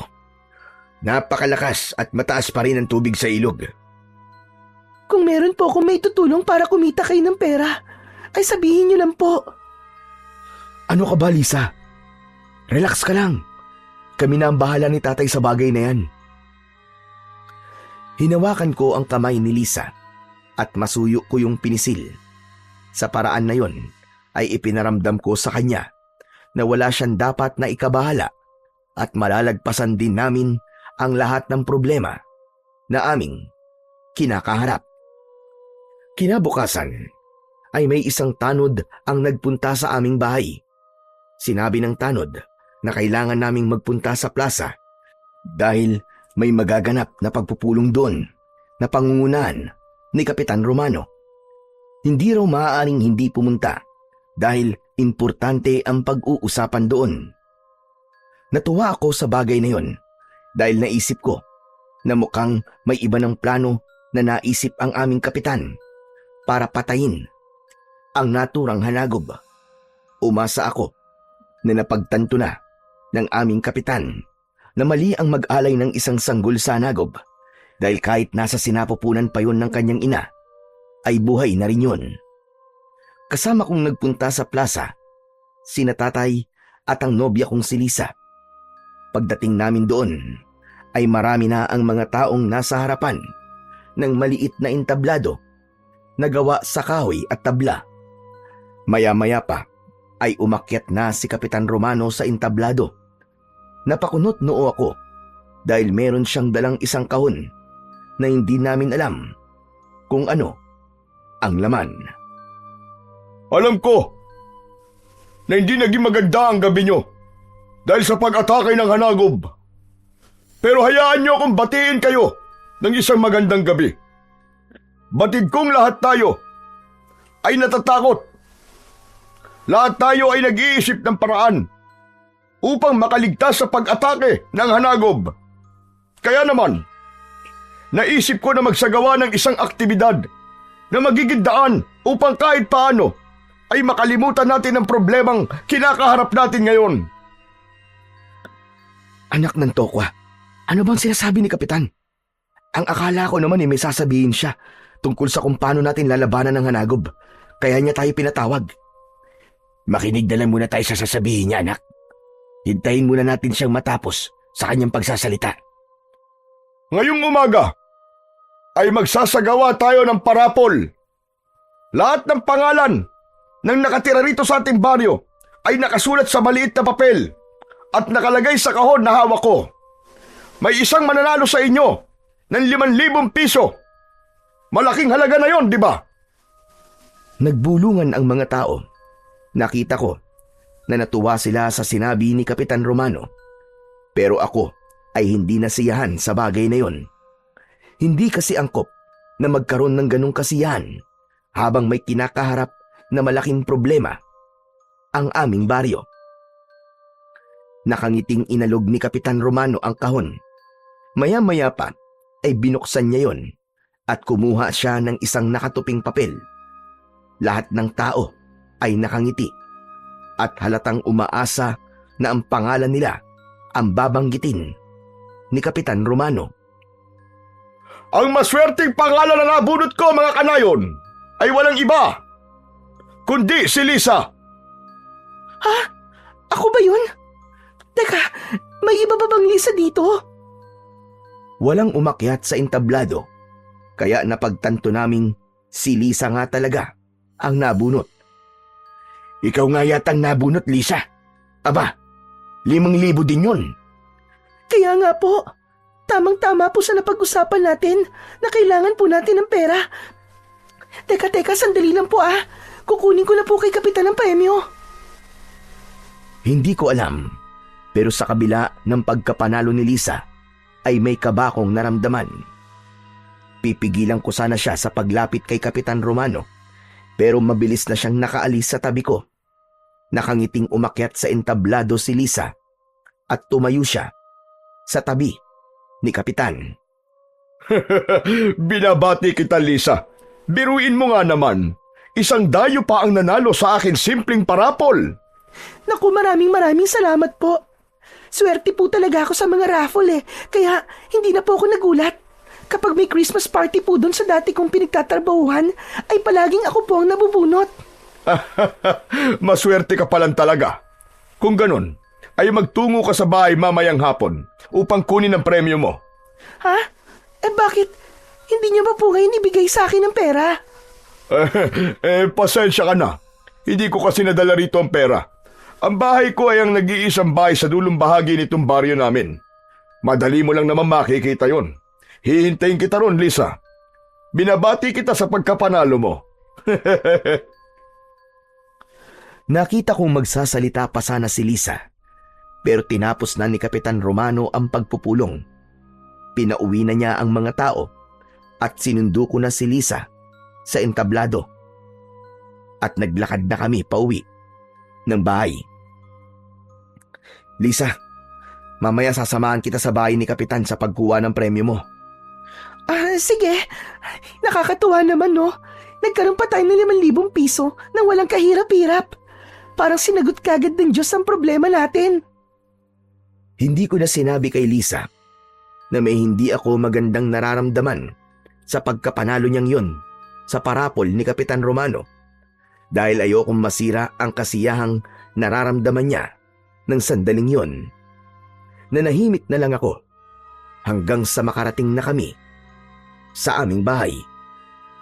Matapos naming kumain ng pananghalian ay naging abala na kami ni tatay sa pagpili sa mga mais na nasa aming imbakan. Inihiwalay namin yung mga hindi na mapapakinabangan sa mga pwede pa naming kainin. Dahil doon ay nawala na sa isip ko na sasamahan ko si Lisa sa bahay ni Kapitan Romano para kunin ang premyo niya. Nang natapos na kami ni tatay sa aming ginagawa, ay bumalik na kami ni tatay sa bahay. Nagtaka ako dahil wala roon si Lisa. Ganun pa man, hindi ako masyadong nag-isip ng kung ano-ano dahil baka lumabas lang siya at naglakad-lakad. Pero nang sumapit na ang 5:00 ng hapon, ay doon na ako nag-alala kasi hindi pa rin bumabalik si Lisa. Nagdesisyon na kami ni tatay na hanapin si Lisa at nagsimula kaming magtanong-tanong sa mga kapitbahay namin. Ngunit sa kasamaang palad, walang nakakita kay Lisa. Saan kaya nagpunta si Lisa? Bakit kasi hindi siya nagpaalam sa atin kung saan siya pupunta Maliit lang tong baryo natin at hindi rin siya makakalis dito dahil sa ilog. Sigurado ako na nandito lang siya. Sana nga tay. Kanina pa kasi ako kinakabahan Sandali. Hindi ba dapat isasamahan mo siya kanina papunta sa bahay ni Kapitan Romano? Hindi kaya naroon siya? Oo nga pala no. Tara na po kina Kapitan Tay. Bilisan po natin at malapit na pong dumilim. Malalaki ang hakbang na tinungo namin ni tatay ang bahay ni Kapitan Romano. Nakasarado ang pinto ng bahay niya. Kaya naman kumatok kami. Hindi nagtagal ay pinagbuksan kami ni Kapitan. Magandang hapon po, Kapitan Romano. Oh, ano ginagawa niyo rito? Kung naparito kayo, para kausapin ako sa sinabi kong paraan para tumigil na sa pag-atake ang Hanagop, ay huwag na kayo mag-alala dahil hindi ko nagagawin yun. Napagtanto ko na maling pumatay ako ng inosenteng sagol para lang sa kagustuhan kong iligtas ang ating baryo. Masaya po kaming marinig yang Kapitan. Pero wala po kami rito para kausapin kayo tungkol sa bagay na yan Kapitan, itatanong lang po namin sana sa inyo kung nagpunta ba rito kanina si Lisa para kunin yung premyo niya doon sa parapol niyo. Oo. Nagpunta nga siya rito kanina. Siguro yung mga bandang 3:00 ng hapon yun. Naibigay ko na sa kanya 5,000 piso Alam niyo po ba kung saan po siya nagpunta pagkatapos niyang pumunta rito sa bahay niyo? Hanggang ngayon po kasi, hindi pa rin po siya umuwi sa bahay Abe, wala na ba siyang nababanggit sa akin kung saan siya pupunta? Ang iniisip ko, ay dediretso na siya pauwi sa inyo. Pagkabigay ko kasi sa kanya ng pera, ay umalis na siya kaagad. Anak nang, saan na kaya siya nagpunta? Malapit nang dumilim Baka abutan siya ng gabi sa labas. Baka naman naglakad-lakad lang siya. Baka naman nagpapalipas ng inip. Iba po kasi ang pakiramdam ko Kinakabahan po ako. Kapitan, pwede niyo po bang sabihan ng mga tanod niyo na hanapin si Lisa? Ay, sige, walang problema. Huwag kayo mag-alala dahil sisiguraduhin kong makakauwi si Lisa sa inyo bago tuluyang gumabi. Maraming salamat po. Tay, tara na. Hanapin na po natin ulit si Lisa. Matapos yun, ay umalis na kami ni tatay sa bahay ni Kapitan Romano upang ipagpatuloy ang paghahanap namin kay Lisa. Lahat ng bahay na nadadaanan namin ay kumakatok kami para magtanong sa mga tao na naroroon kung nakita ba nila ang girlfriend ko. Pero kahit isa ay walang makapagsabi sa amin ng impormasyon kung nasaan si Lisa. Hanggang sa sumapit na ang 7:00 ng gabi. Nasa labas pa rin kami ni Tatay. Nestor, kailangan na nating umuwi. Delikado na nandito pa rin tayo sa labas na ganitong oras. Baka makita tayo ng halagob. Wala tayong dalang kahit na anong sandata para labanan siya. Pero Tay, hindi pa po natin nakikita si Lisa. Ayoko pong umuwi tayo nang hindi natin siya nahahanap. Naikot na natin ang buong baryo, anak. Baka naman nandun na siya sa bahay. Ilang oras na rin tayo naghahanap. May posibilidad na nakauwi na siya sa mga oras na ito. Ewan ko po, Tay. Pero hindi ko nararamdaman na nasa bahay na po si Lisa. Hindi natin malalaman kung hindi muna tayo uuwi. Mabilis akong nag-isip at napagtanto ko na may punto ang sinabi ni Tatay. Sa huli, pumayag na lang ako na umuwi sa bahay. Pero nanlumo ako nang pag-uwi namin ay wala pa roon si Lisa. Mangiyak-ngiyak na ako ng sandaling yun. Abot langit na ang pag-aalala ko para sa aking nobya. Tay, lalabas lang ako ulit ha. Hanapin ko lang ulit si Lisa. Kahit ako na lang po maghanap sa kanya, Tay. Magdadala na lang po ako ng itak para sakaling kung makita ko ng hanagob ay malalabanan ko siya. Nestor, makinig ka sa akin, anak. Delikado nang lumabas. Pero Tay, hindi ko po pwedeng pabayaan si Lisa. Baka kung ano na po nangyayari sa kanya eh. Kailangan ko po siyang hanapin. Nestor anak. Makinig ka. Ipagdasal na lang natin na ligtas siya. Pasensya na po, Tay. Pero hindi ko po kayang iasa sa dasal si Lisa. Kailangan may gawin ako. Hindi ako makakatulog hanggat hindi ko nasisiguro na ligtas si Lisa. Natigilan kami ni Tatay nang may biglang kumatok sa pinto. Nanlaki ang mga mata ko at ang unang pumasok sa utak ko ay si Lisa na yon. Nagmamadali kong binuksan ang pinto pero bumagsak ang balikat ko nang hindi si Lisa ang nakita ko, kundi ang matandang babae na si Aling Emma. Nagtaka ako dahil may sugat siya sa ulo at may natuyong dugo sa kanyang muka. Agad kong inalalayan si Aling Emma at dinala ko siya sa loob ng aming bahay. Pinaupo ko siya dahil halatang hinang-hina siya. Maging si Tatay ay nagtaka kung bakit ganun ang kalagayan ni Aling Emma. Ano nangyari sa inyo, Aling Emma? Inatake ba kayo ng hanagob? Hindi. Hindi hanagob ang may gawa nito sa akin, kundi si Romano. Ano kanyo? Si Kapitan? Bakit naman po kayo sasaktan ni Kapitan? Dahil sinabi ko sa kanya, nabuntis ang iyong nobya, Nestor. Ano? Pero hindi po buntis si Lisa, nagkakamali po kayo. At bakit naman kayo sasaktan ni Kapitan kung sakali mang buntis si Lisa? Buntis siya. Hindi niya lang alam. 6 na buwan na siyang buntis. Sadyang may mga babae na hindi malaki ang tiyan kapag nagbuntis. Nang nasa bahay na ako ni Romano ng araw na nakausap ko ang nobya mo, ay tinanong niya ako kung ano ang ibig kong sabihin na lalaki ang anak ng nobya mo. Sinabi ko na buntis si Lisa. Nagtaka ko nang matuwa si Romano. Nagtanungin ko siya ay sabi niya sa akin na nakita niya na ang iaalay niya sa hanagob. Tumutol ako kaya pinukpok niya ako ng bote sa ulo. Itinali niya ako at binihag niya ako para hindi ko masabi sa inyo ang plano niya kay Lisa. Mabuti na lang at nagawa kong makatakas. Kung ganun, si Kapitan na may hawak ngayon kay Lisa? Tama ka. Siya ka, Nestor. Malamang ay hindi rin totoong parapol na ginawa na yun ni Romano.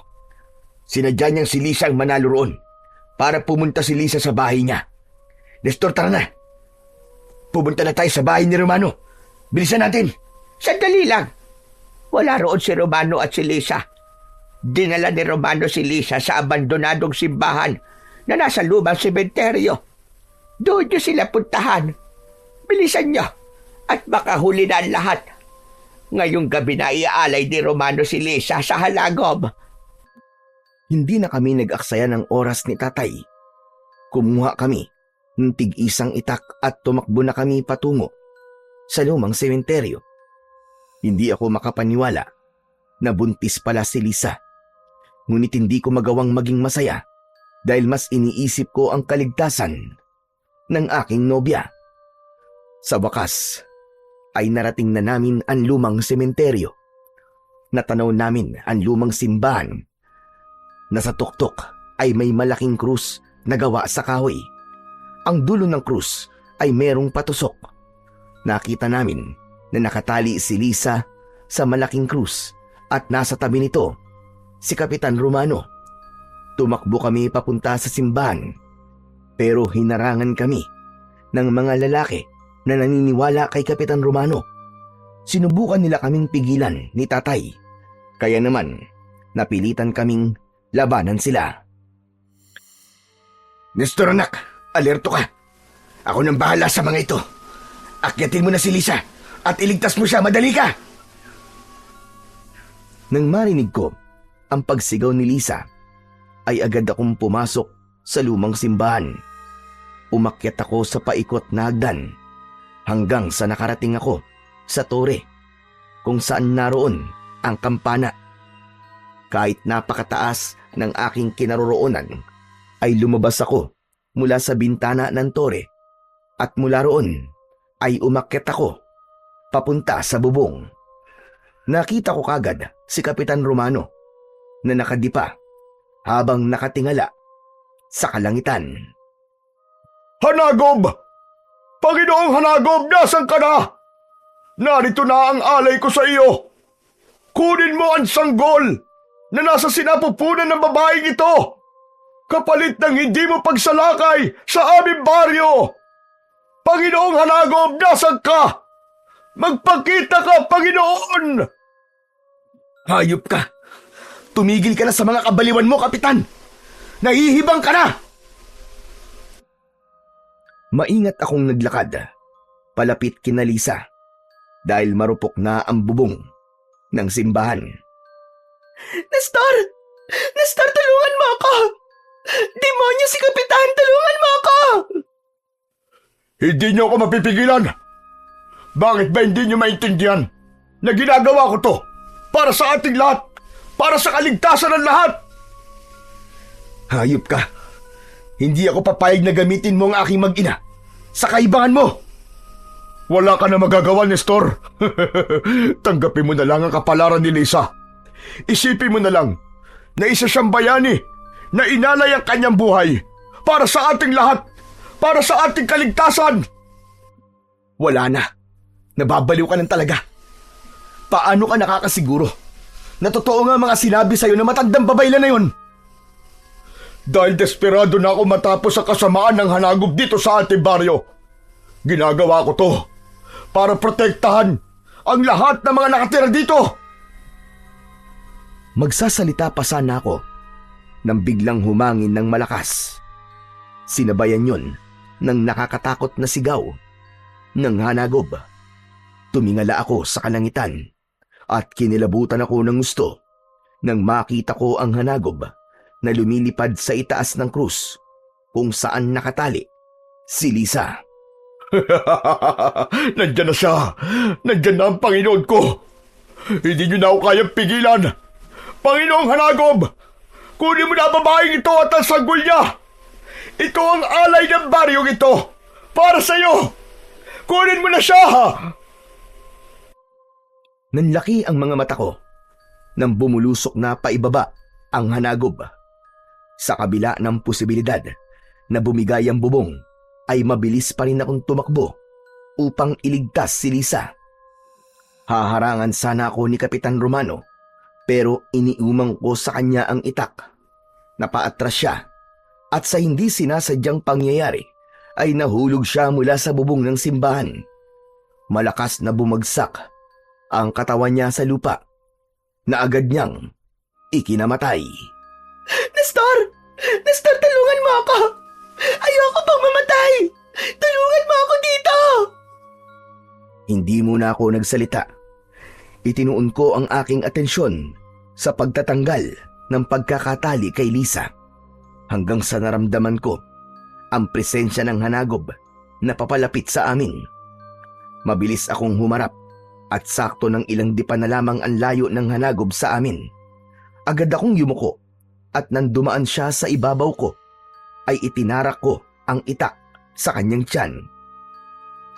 Malakas na umatungal ang hanagob at muli siyang lumipad papunta sa itaas. Ginamit ko na ang itak para putulin ang lubid na nakatali kay Lisa. Napakabilis ng tibok ng puso ko ng mga sandaling yon. Awang-awa na ako para kay Lisa dahil umiiyak siya ng dahil sa labis na takot. Tinignan ko ng mabilis ang hanagob at nang pasugod na naman siya sa amin, ay huminto muna ako sa pagputol sa lubid. Matatag akong tumayo upang salubungin ang hanagob. Isinentabi ko muna ang takot na nararamdaman ko dahil alam kong walang maidudulot na maganda kung hahayaan kong maghari ang takot sa akin. Nang malapit na ang hanagob sa akin, ay pinuntiriya ko ang kanyang mata. Nagtagumpay naman ako sa pagtusok sa kaliwang mata ng hanagob. Pumailan lang sa paligid ang kalunos-lunos na sigaw ng halimaw. Tumayo ang hanagob sa harapan ko. Hindi ko ipinakita sa kanya na natatakot ako. Sige, lumapit kang demonyo ka. Hindi ako natatakot sa'yo. Lapit! Lumapit ka! Nestor! Mag-iingat ka! Nang aatakihin ako ng hanagob, ay binutas ko ang pakpak niya gamit ang itak at saka ko siya malakas na itinulak. Nahulog mula sa bubong ang hanagob dahil hindi na siya makalipad. Pinilit pa niyang lumipad pero dahil sa malaking butas sa pakpak niya, ay dire-diretso siyang bumagsak. Malakas na bumagsak ang hanagob kung saan bumagsak si Kapitan Romano. Tinignan ko ang hanagob at kahit paano ay nakahinga ako ng maluwag dahil hindi na siya gumagalaw. Inakala ko na patay na siya ng sandaling yon. Muli kong nilapitan si Lisa at nagmamadali ko ng pinutol ang lubid na nakatali sa kanya gamit ang aking itak. Nang tuluyang ko na siyang napakawalan, ay agad ko siyang niyakap. Iyak pa rin siya ng iyak. Nestor, maraming salamat. Akala ko katapusan ko na. Salamat talaga sa'yo. Tana, tapos na Lisa. Ligtas ka na. Sa tingin ko, ay patay na ang hanagob. Nestor, yung hanagob! Yung hanagob, boy pa siya! Mabilis akong sumilip sa ibaba at nagimbal ako nang malaman ko na gumagalaw pa ang hanagob. Napatingin ako sa malaking krus. Isang ideya ang naisip kong gawin. Lisa, tulungan mo kong itulak ang krus. Dali, itulak natin pababa. Bakit? Para saan? Basta, gawin mo na lang ang sinabi ko. Matapos yun, ay pinagtulungan namin ni Lisa na itulak ang napakalaking krus. Dahil sa luma na ang simbahan na yon, ay hindi kami nahirapang gawin yon dahil medyo may karupukan na nga ang krus na yon. Nalaglag ang malaking krus at eksaktong tumusok sa dibdib ng hanagob ang matulis na dulo nun na parabang may gumabay sa krus. Hanggang sa mula sa kung saan ay dumating ang napakaraming mga uwak. Pinagkaguluhan ng mga uwak ang hanagob at nang muling lumipad sa impapawid ang mga uwak, ay wala na ang hanagob. Para bang kinuha ng mga uwak na yon ang hanagob at dinala sa kung saan. Nestor, tapos na ba? Patay na ba yung hanagob? Sabihin mo sa akin, Nestor. Tapos na ba? Sa tingin ko, wala na siya, Lisa. Nagtagumpay tayo, Lisa. Ligtas na kayo ng anak natin. Mabuti naman. Salamat sa Diyos. At salamat sa iyo, mahal ko. Oo nga pala. Sorry. Kung, kung hindi ko alam na buntis ako. Normal lang kasi sa akin na minsan ay matagal akong walang buwan ng dalaw. Hindi rin naman kasi lumalaki ang tiyan ko eh. Kaya wala talaga akong kaalam-alam na buntis ako. Nestor, baka isipin mo, hindi ko sinasabi sa'yo na buntis ako ha. Lisa, ano ka ba? Huwag kang mag-alala. Hindi ko iniisip ang alinman sa mga yan. Naipaliwanag na sa akin ni Aling Emma na may mga babae talaga na hindi nila alam na buntis sila. Mabuti naman. Pero Nestor, hindi ka ba nagagalit sa akin? Kasi hinayaan kong mabuntis mo ko. Ha? Bakit naman ako magagalit sa'yo? Eh tayong dalawa naman ang gumawa niyan, di ba? Ginusto natin yun pareho. Saka, napakasaya ko nga eh. Kasi, magkakaroon na tayo ng anak. Magiging tatay na ako. Ikaw ba? Masaya ka rin ba kagaya ko? Oo naman, Nestor. Abot langit ang kasiyahan ko. Kasi, kahit hindi pa tayo kasal, ay alam kong nabuo ang batang ito nang dahil sa pagmamahalan nating dalawa. Mahal na mahal kita, Nestor. Kayo ng anak ko, ang buhay ko. Nang nabanggit ni Lisa ang salitang kasal, ay napangiti ako. Lumuhod ako sa kanyang harapan at pasimple kong kinuha sa bulsa ng aking pantalon ang engagement ring na palagi kong daladala. Diretso kong tinignan si Lisa sa kanyang mga mata. Hoy, Nestor, anong gagawin mo? Bakit ka nakaluhod? Tumayo ka nga dyan, ano ka ba? Baka mahulog ka pa dyan eh. Nestor, ano ba? Lisa, ang totoo, matagal ko nang binili ang singsing na to. Palagi ko itong dala para sa magandang pagkakataon na tanungin ka ng isang napaka-importanting katanungan. Lisa, mahal ko, handa ka bang pakasalan ako at makasama ko habang buhay? Para ka namang sira. Oo naman. Ang tagal ko na kayang hinihintay na mag-propose ka sa akin. Kinuha ko ang isang kamay ni Lisa at isinuot ko sa daliri niya ang singsing. Matapos yon ay tumayo ako at mahigpit kaming nagyakap.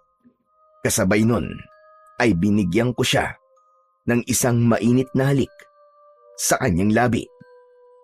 Hindi na kami nagtagal sa itaas ng simbahan at bumaba na kami. Sinalubong kami ni tatay at nagulat ako dahil lahat ng mga lalaking humarang sa amin ay bagsak na. Wow, grabe! Tay, ang galing niyo naman! Natalo niyo po ang mga lalaking yan. Kahit mag-isa lang kayo, anong ginawa niyo? Kung hindi mo na itatanong sinanay ko talaga ang sarili ko sa pakikipaglaban dahil sa nagob. Pero pinatulog ko lang ang mga yan. Hindi ko sila kayang patayin dahil alam kong nabulag lang naman sila sa paniniwala nila kay Kapitan Romano. Pero tay, kahit na po, napakagaling niyo pa rin. Pero mas magaling ka, anak, dahil nagtagumpay kang patayin ng hanagob. Ikaw ang tunay na bayani.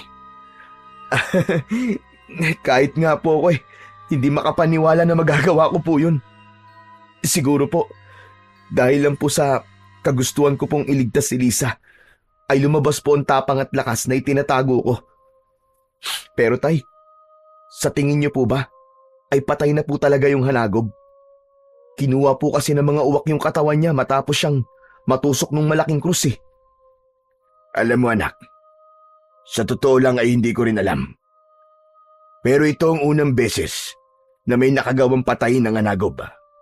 Umasa na lang tayo na sa susunod na mga gabi o makalipas ang 20 taon ay hindi na siya muling mabubuhay at muling mamiminsala sa ating baryo. Sana naman po ay hindi na mabuhay ang hanagob. Pero nakakalungkot po na wala na po si Kapitan Romano. Kahit mali po ang mga ginawa niya, ay alam kong Nagawa niya lang ang mga yon dahil sa kagustuhan niyang iligtas ang ating baryo. Wala na tayong magagawa sa pagkamatay niya. Nakatakda na yung mangyari. Ang mabuti pa ay bumalik na tayo sa ating baryo. Sabihin natin sa mga tao ang nangyari dito dahil paniguradong matutuwa sila. Halina kayo, bilisan natin. Gaya ng sinabi ni tatay, ay natuwa ang mga tao sa baryo nang malaman nilang napatay na namin ang hanagob na matagal nang namiminsala sa aming baryo. Para silang nabunutan ng tinik matapos ang mga gabing puno ng takot at pangamba na siguro namin napatay na talaga ang hanagob dahil sa mga sumunod na gabi ay hindi na siya umatake pa. Nang tuluyang humupa ang tubig sa ilog, ay nagpasya kami ng aking nobya na bumalik na sa Maynila. Ilang buwan ang lumipas, ay muli kaming bumalik sa baryo para doon magpakasal. Ngayon ay may sarili na kaming bahay ni Lisa sa Maynila at maayos ang takbo ng aming buhay kasama ang anak naming lalaki. Paminsan-minsan ay bumibisita kami kay tatay sa baryo upang kumustahin siya at tulungan siya sa aming maisan. Sa totoo lang, hindi ko alam kung muling mabubuhay ba ang hanagob pagkalipas ng 20 taon. Pero kung mangyari man yon, ay handa ako na muli siyang harapin ng walang pag-aalinlangan upang tuluyang makamit na ng aming baryo ang tunay na kapayapaan.